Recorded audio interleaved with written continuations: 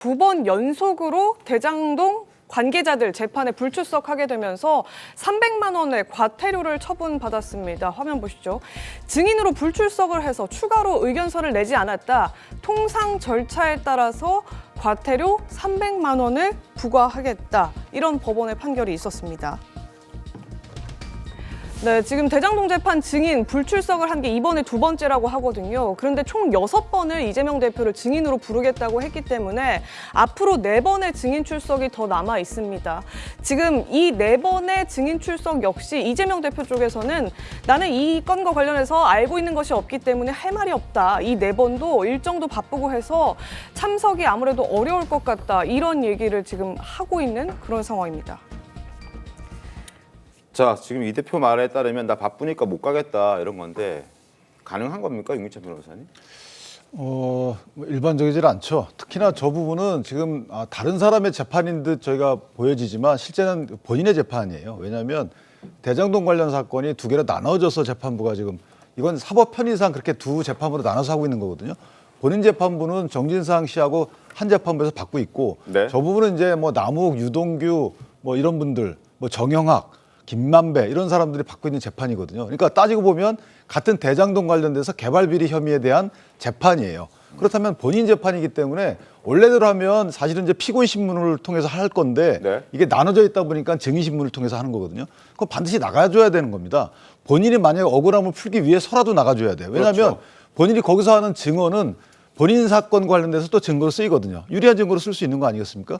그러면 나가서 얘기를 해줘야 되는데 지난 14일 날 안 나가겠다고 하면서 그 이유로 된 게 뭐냐면 나는 그 사건 관련해서 아는 바가 없다.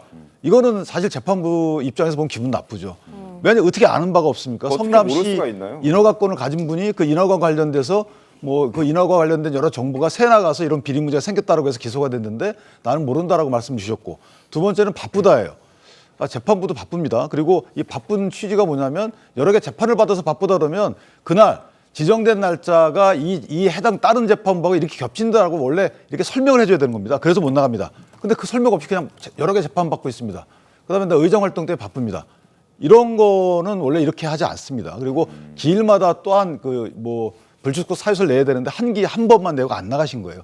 그럼 이제 과태료 처분이 유지가 될 거고 다음에 혹시 또 안 나오시면 아마 구인장을 발부할 겁니다. 알겠습니다. 저 부분은 구인을 하시면 그때 나오실 거예요, 제가 볼 때. 이제 벌금형이 아니라 감치? 감치까지는 안 갈 거예요. 뭐 야당 대표를 감치하기는 좀 어렵고요. 뭐 구인장 발부하면 아마 여러 가지 이유로 나오시지 않을까 싶고 그때 구인장 발부 하고 나오시면 그때 과태료 결정을 아마 취소할 가능성도 있습니다. 알겠습니다.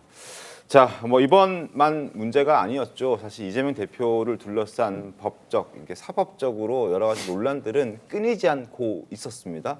화면 함께 보면서 말씀을 좀 드리겠습니다.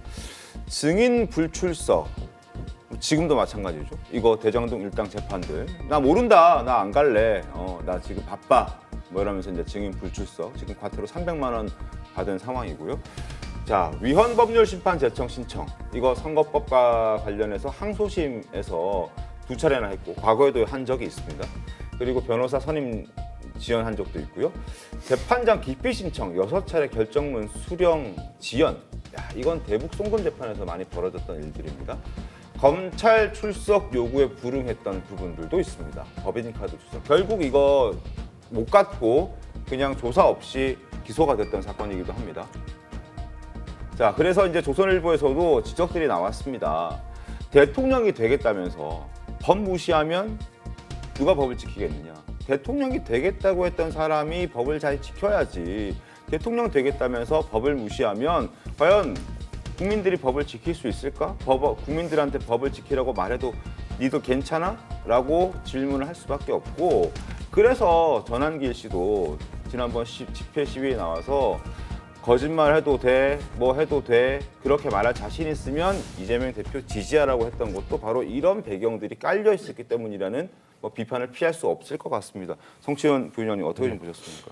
저는 일단 그 대장동 아까 6번의 재판 중 그래도 일부는 좀 참석을 해서 적극적으로 방어권 행사를 해야 된다고 생각합니다. 그러니까 계속 불참하는 것이 능사는 아닐 것이다라는 생각을 갖고 있는데, 근데 방금 우리가 봤던 화면에 나왔던 뭐 그 중에 위헌법률 심판 제청이나 이 재판장 기피 신청 같은 경우는 피해자 입장에서는 법적 테두리 안에서 행사할 수 있는 권한이잖아요. 그렇기 때문에 그것까지 법을 위반한 것이다, 뭐 지연시키려는 전략이다, 이렇게까지 하는 건 저는 너무 과하다고 생각합니다. 저희가 민주당에서도 윤석열 대통령을 비판할 때 뭔가 그 조사에 응하지 않고 체포영장을 거부하고 이런 것들에 대해서 비판을 했지만 체포적부심, 뭐 구속적부심, 법적 테두리 안에서 뭔가 권한을 행사하는 거에 대해서는 비판을 하지 않았거든요. 그렇기 때문에 이재명 대표 역시 저도 아까 말씀드린 것처럼 6번 다 못 나가더라도 어느 정도의 참석을 하면서 방어권 행사는 적극적으로 하시는 것이 필요하다고 생각을 합니다만 저렇게 다 모아가지고 피의자의 권한을 행사한 것까지 법을 위반했다라는 식으로 얘기하는 건 좀 부적절하다고 생각합니다.